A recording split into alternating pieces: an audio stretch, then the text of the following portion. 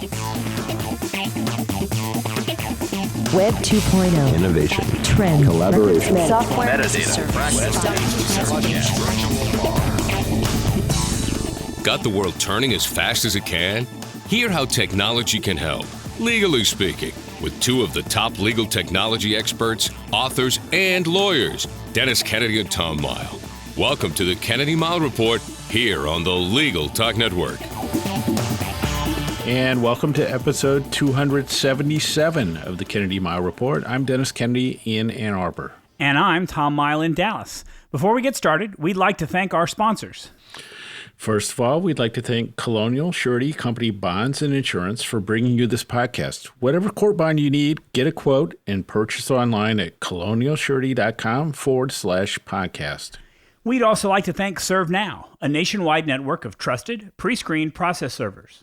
Work with the most professional process servers who have experience with high-volume serves, embrace technology, and understand the litigation process. Visit servenow.com to learn more. And we want to mention that the second edition of our book, The Lawyer's Guide to Collaboration Tools and Technologies, is available on Amazon. Everyone agrees that collaboration is essential in today's world, but now more than ever, knowing the right tools will make all the difference. In our last episode, we had our friend Debbie Foster join us for a look back at legal technology in 2020. Now we look ahead to 2021. We aren't big believers of predictions on this show, especially after all the unpredictability of 2020, but we do have an annual tradition of sharing our own technology New Year's resolutions each year in our first episode of the year, and it's that time of year again. Tom, what's all on our agenda for this episode? Well, Dennis, in this edition of the Kennedy Mile Report, we will indeed be sharing our technology resolutions for the coming year. In the second segment, we will talk about what resolutions our podcast might have for 2021. And as usual, we'll finish up with our parting shots, that one tip, website, or observation that you can start to use the second that this podcast is over. But first up, New Year's technology resolutions, which has become a long-time tradition on this podcast. We see in the legal technology field a lot of people saying, let's make predictions for the coming year. But one, I'm lousy at predicting anything. Two, like you said, after a year like this, how can anybody predict anything ever again? I would predict it will be another year or so before people start to claim that they saw the pandemic coming and things like that in 2020. What we don't see a lot of, and what we think is important, is rather than doing predictions, New Year's resolutions probably get a tough rap because nobody likes to keep them. But the idea of technology resolutions, it to me is a little bit different because these can be goals that benefit you, that are easier than the I'm going to lose weight, or I'm going to get that new job, or something that seems to be daunting and doesn't always be something that you can achieve, but can be something that you actually can get to. But if you don't, it's not the end of the world. So Dennis sometimes likes to avoid telling us how well he did on last year's resolutions, but I get the sneaking suspicion that this year might be different. So I'm going to start with that and say, what did you resolve in 2020? Then I'll talk about what I resolved and how well we both did. How did you do this past year, Dennis? Well, first of all, Tom, there was a pandemic, so we have to be realistic about our expectations. But I did go back somewhat reluctantly to my last year's three resolutions. My first was to revamp my whole tech stack. And I looked at that and I realized I just got a Mac Mini today. I changed, so I'm moving from laptop to desktop focus, new big monitor, streamlined all my software and services. And, I actually think I did that one. My second one was I was going to focus on video production. And again, I took a look back and I said, I've done all these webcasts. I've taught probably 60 or more hours of online classes in the past year. Done all these, learned Zoom and these other platforms. I did pretty well there too. And then my third one was simple automations. And I'm doing if this, then that, text expander, keyboard maestro, some other things to automate things. And I'm thinking, Tom, oh my God, I think I actually rocked all of my resolutions. How about you? Well, it's funny. At the beginning of the year or throughout the year, we've heard that, it's a pandemic year. People are all staying at home, and staying at home means you have more time to attack the things that you ordinarily wouldn't have time to do. But what I didn't really think about when I made the resolutions is, as far as I was concerned, other than the fact that I didn't get to travel and that I didn't get to go anywhere on the weekends, the weekdays were pretty much the same for me. I mean, in a business that wasn't really affected by the pandemic, it doesn't leave a lot of time to focus on resolutions. A little bit different. And that said, I did a decent job. My 3 resolutions were: 1, to launch my blog and do some things around that. I finally, after forever, launched the blog. Whether it was successful or not, we're going to talk about here as one of my follow-up resolutions. I launched a newsletter as part of that blog experiment too, and we'll talk about that more in just a little bit.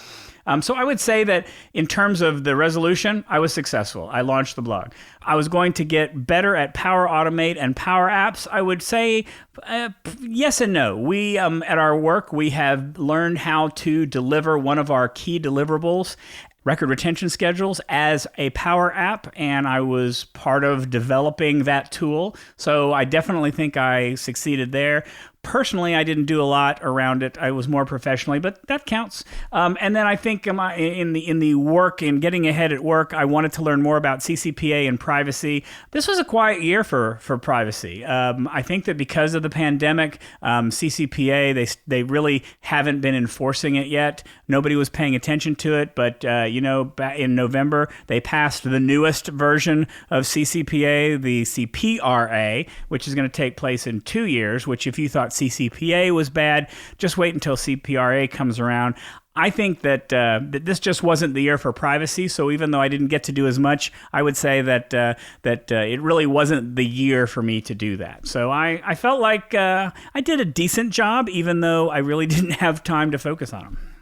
So I got to say that CCPA and the hot focus on it seems like something that happened 5 years ago. It was total blast from the past for me. Wait until they start enforcing it. They just haven't enforced it. Nobody's done anything about it. So if they ever enforce it, that's when it gets interesting. Well, we have to do contact tracing, so privacy is, we're going to have to rethink it one more time. So let me also note that I did one more small resolution of starting up a community on Mighty Networks, which I've done. So Tom, you were dancing a lot of victory dances in the last episode, but I think in this department, I am the winner of winners. I think when it comes to resolutions, we're all our own winners, Dennis. And so it's not that you can do better than me. It's just that... And when someone's retired and has time to do all sorts of things, sometimes that makes it easier to accomplish those resolutions. But I noticed you didn't have losing gracefully on your resolutions. Maybe it'll be on the ones for this year as you get prepared for me trouncing you next year. I'm not familiar with the concept. So I think 2020 really demonstrated something about resolutions and plans and all of these things, and especially the importance of experimentation, as we both talked about in how we kind of readjusted what we had planned to do with technology. And in my case, I completely rethought my approach to hardware, software, and services, making adjustments and even pivots. As I've said, I just suddenly this year, all the decisions I had made in the past were based on lots of travel and speaking and things like that changed, and so the technology I was using that have changed. So we've, Tom, I think, learned a bit over the years about technology resolutions, and we usually talk about that. So one of the big things is SMART goals, which I always like to make you say what the SMART acronym stands for, so I don't have to kind of make it up as I go. So let's talk a little bit about SMART goals and how they fit into our resolution process.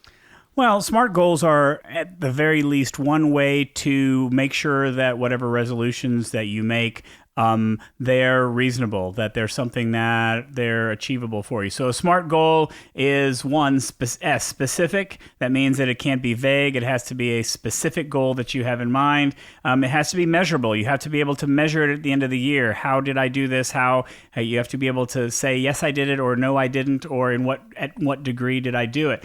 Achievable. It has to be something that you can get to. If you can't achieve it, why make the resolution? It has to be relevant. It can't be something that doesn't apply to what you're working on. And in this context, it can't be not about technology. And time bound. And we like to think that it's a resolution for the year. So hopefully you are making that resolution for something to happen within the course of the next year. So those are just the things to think about as you're setting your resolution, that there are sort of the parameters to say, does it meet all of these? And if it does, then chances are it's a pretty decent resolution. And I think the SMART approach really helps you avoid the super vague types of resolutions that, like lose weight type things that are easy to fail at. So I've been using a 3-part approach, and that's what we've used here, I think, last year and maybe years before that as well. So the first one is, there a specific technology pain point that I'd like to alleviate or remove? Second, is there a new technology, a new skill, or a more advanced use of a technology that I'd like to learn? And third, is there something I can do to advance my career, accomplish more with technology, improve processes, or enhance client service? Tom, do you use a theme, or are we going to stick with my 3-part theme? Well, ever since I heard your theme, I've liked it so much that I've tried to adopt it myself. So I'm happy to use the same theme, even though I think that my resolutions this year will not track to that theme exactly. Okay, so let me start with number 1, which I put number 1 so I could take it from you, Tom, but this is our Second Brain project. So I think that Second Brain project is, I've always conceived of it as a way to alleviate this pain I have of not being able to track all the things that I collect, the notes that I take, and then make them usable again. So our past podcasts and future podcasts on Second Brain Project will talk about that. So that's going to be my primary focus. And I was thinking about SMART goals, and I thought, and this seems very doable to me, but it's also sort of ambitious. I think by the end of the year, I'd like to see that at least 80% of my new notes, bookmarks, other things like that are actually going into the Second Brain project on a fairly seamless basis. And maybe 50%, I feel like at a 50% rate, I'm finding documents, templates in 2 minutes or less. So those would be the types of specifics that I'll track to. And then the other thing I want to do is more of a process approach to it, is say, I want to map out for each month of the year what I want to work on and accomplish on the Second Brain project for myself. And the fact that you took it from me first doesn't mean that I can't take it for myself for my first resolution, because I think for both of us, it's important. It's something that we're both working on. It's something that we're recording podcasts on. So there are many reasons why we want why it should be one of our resolutions. I think that for me, what makes it specific for me is I want to be better at how, we've already announced this, be better at how to use Notion. What's interesting about Notion is it's not like Evernote that we would have used before. We can't just throw something in there and there it is and it's there. It is a very powerful, multifaceted tool that many would say is too complicated. It tries to be too many things. That said, there are so many different things you can do with it. I want to fully understand all the things that it can do. Right now, I have quite a bit that's organized in there, but I feel like I'm limited. I feel like I'm not pushing the boundaries of what I could be doing. One of the things that a lot of people use Notion for that I'm probably not going to do is a lot of people use it for task management. And I feel like, why would I set up a manual task management system in there rather than use the good automated one that I use with Todoist? But I am intrigued by the notion of using tools like Notion for project management or managing the types of things that I want to do, the goals that I have throughout the year. So I'm interested in that. I think that that's kind of where I want to focus my second brain effort, is to get really good at the tool so that by the end of the year, I'm confident in how I plan to get information in there, how I plan to access it, and the automation that I plan to use within Notion in order to keep it maintained and get to the stuff I need to get to when I need to get to it. So my second one is to really level up on video production and online education and online skills. So those three parts, which are all, to me, pieces of video. So presentation, presence, facilitation, and then I think video editing. And so the way I'm going to do that is really work on a video studio setup, look at some online facilitation courses, and just get in a lot of practice in experiments, which, teaching several online classes is going to, and I'll probably be putting on some webinars as well. I think will help with that. But that's sort of the approach. And Tom, we talked about this a while back, the notion that I feel like my home office is probably going to become a video studio that I also work in. And that is a theme for me for 2021. So my second one, I'm going to have to make a confession, and that is that I am not really happy with my online presence. I did achieve the goal of launching a blog this past year. I launched a newsletter. I really enjoyed putting the newsletter together, but I didn't get the level of engagement that I really expected. And so I'm taking a step back, and I want to spend 2021 figuring out what my best approach is for an online presence. I've been out of the legal technology field officially for a number of years. I'm legal tech adjacent at this point. And so I feel like there's lots of people who can talk about legal technology much better. I would point you to those people much better. But I feel like where I offer a lawyer's benefit is to talk to them about standard technology that they use every day that wouldn't be strictly legal technology, about the phones they use, about the password managers they use, about the different tools, about Notion, things that are more consumer related. I just feel like I'm not really hitting my stride. So my goal is going to be to figure out, is the blog the right thing to do? Is the newsletter the right thing? Do I need to do courses like everybody else is doing? What should I pour into video? And I'll talk about video in a little bit more, but I need to figure out what that content is and what it is and the best way to deliver it. And part of my problem is that for me, this is a side gig. I mean, I have a full-time job, and when you have a full-time job, it's hard to do some of these resolutions on the side because you just don't have time to do it. But that's where I plan to go, to say kind of it's my passion. Where should my passion lie online in 2021? And my third one, which is using technology to advance your career and related things. I think I'm going to choose, because we're on the podcast, I am going to choose virtual reality. The context will be Michigan State University Center for Law, Technology, and Innovation, where I'm the interim director. In the spring, I want to try to do a virtual reality in the practice of law online education event. So that will be the goal. And then I think otherwise in VR, I just want to do a lot of experimenting and maybe try to do sort of like one unique VR experience a month that I wouldn't otherwise do. I mean, I've talked about my experience, the skin diving virtual reality thing with the hammerhead shark swimming over me. I talked about my sense of wooziness on the top of the Matterhorn. But I think there's virtual reality allows you to kind of try some different experiences that you probably can't do these days physically anymore. And even if you could do them, you might be a little bit scared to do those. So VR will be resolution number 3 for me, Tom.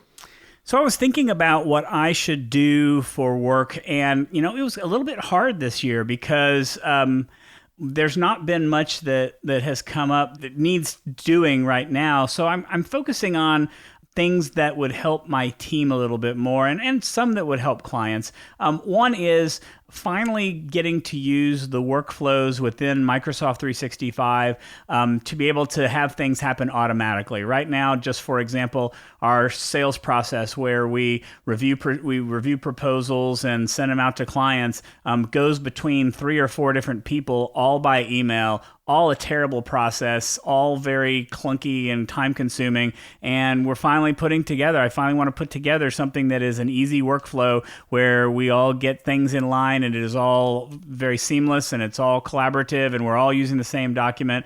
I want to get better at those types of workflows among the team. The second thing is that I want to get better at sort of being an Excel power user. We produce deliverables for our clients that are often in an Excel worksheet, and they're very simple. And I just came across someone who works for one of our clients who use these formulas to just do amazing magical things to be able to call up information that previously we wouldn't find a good way to do it. I want to learn to do that a little bit better so that I can deliver those types of products better to the clients who want them in Excel. Although Excel is not my preferred way of doing it. Some enjoy having it that way. I want it to be as professional as possible, so I'm going to be trying to learn those tricks to make them even more valuable. So we always like to talk about like some smallish resolutions. So sort of like the small ones are small one in addition to the big 3. So I jotted down here, Tom, that I want to learn enough about Microsoft Teams and the whole Microsoft 365 suite to actually impress you, which is a big target for me. And then I'm definitely going to be working on upping my game in Mighty Networks and the communities and the online courses I'm putting together. How about you, Tom? Well, so even though this is really not a small resolution, I really need to get better with video. This may be an excuse, but my office is really not conducive to setting up a video studio type atmosphere. And so 4 months ago, I bought a very nice desk I'm going to pull all this furniture out of this room, get rid of it, put this new desk in, and have a better, more efficient, better workflow for doing videos. And it's not here yet. It's taken forever. It's killing me, and I don't know what's going on. I may be using that as an excuse, but I need to get better at video. I need to finally set that up. So to me, that's a small win if I can just get that desk and kind of set everything up finally. And then the other thing I want to do is it occurred to me the other day that I had subscriptions. I just get charged for a software tool that I bought that I never have used in the past year. So I'm going to actually take a look at all those subscriptions that I did over the past year, whether it's an email, whether it's something else, but something I might be paying money for. And there are a couple of services that can keep track of these for you, but I'm going to take a look at those over the coming year and get better about it and say, do I, maybe do a Marie Kondo and say, does this service spark joy for me? And get rid of the ones that I don't need, save some money, and simplify the tools set that I might have accessed at some point in the past but don't anymore. Yeah, that's a great one, Tom. I've suggested that to a number of people. Like, why? And this is, I think, part of that cable cutting thing too. Is that you're trying to say, what is this? What are these monthly things? And why am I just paying this amount per month? Like, if I just look at it, what cuts can I actually make, and can I kind of rationalize this? And so that was part of my revamping my tech stack. Nelson. So I don't know, Tom. I think that I don't know that I'll do as well as next year as I did this year, but I think the having 3 goals, using the SMART goals approach, breaking them into chunks, I think really up my chances and everyone else's chances. So how are you feeling about either my chances or your chances? Well, I mean, you've been rocking it, so I feel very bullish on your chances. I'm happy that I have resolutions that I know that I want to do. They're not necessarily things that I have to do, although to a certain extent I do have to do one or two of them, but I actually want to do them. And I think that hopefully increases my chances of success. But we'll see. Who knows what is coming in this year? What's happening from a work standpoint, and whether I can balance that work and second passion between the two this year to see what happens. I'm hopeful, but we'll check back a year from now and see what happens. And then let's just challenge our listeners to do the same thing. What are your resolutions? We're happy if you share them with us, of course, but we just think this is a great exercise. Like anybody can predict the future these days. There's no shortage of people trying to do that, but like, what is it that you can actually do and accomplish in a targeted way? It just makes a lot more sense than trying to guess what's going to happen in the future. And with that, let's take a quick break for a message from our sponsors. Wish you could get a quote and purchase an appeal, trustee, estate, or any other court or fiduciary bond quickly online? Colonial Surety Company has every bond you need and is a direct insurer that's U.S. Treasury listed, licensed in all 50 states and territories, and rated A Excellent by AM Best.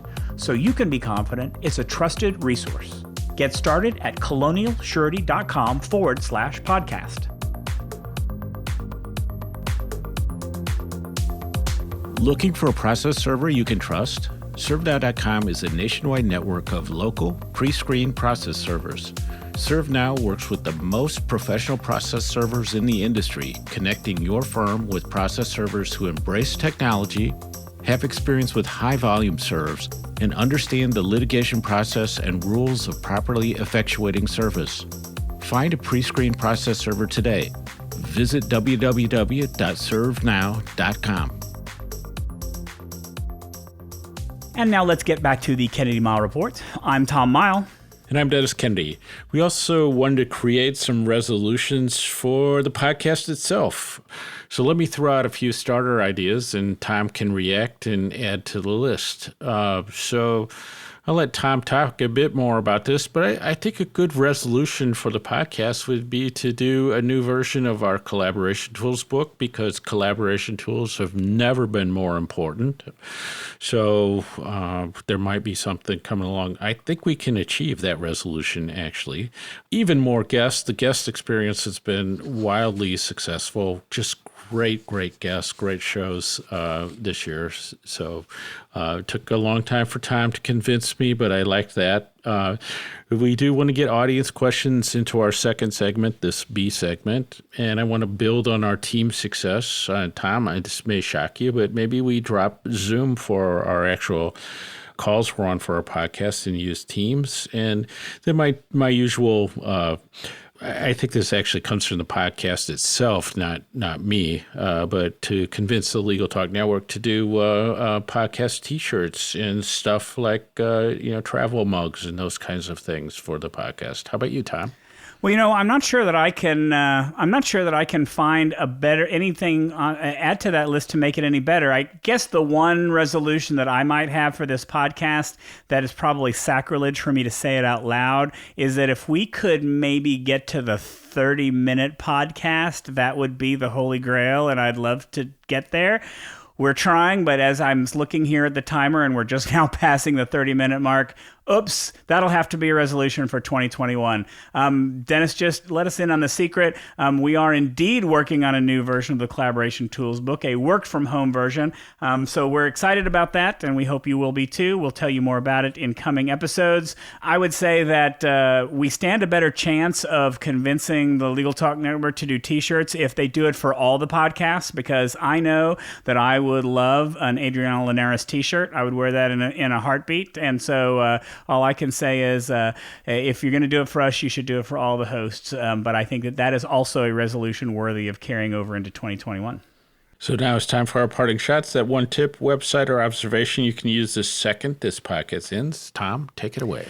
I have two, sort of 2.5 quick ones, and they're all just pure fun. The first one is to go out to Google, or just to Google, I'll put a link in it, and find the Blob Opera. The Blob Opera is 4 little blobs that you can manipulate with your fingers and go up and down and back and forth, and they change notes, and they become a choir, and they sing in harmony, and it is just amazing fun to sit there for. I sat there for 30 minutes just making them make noise, and it was so much fun to do.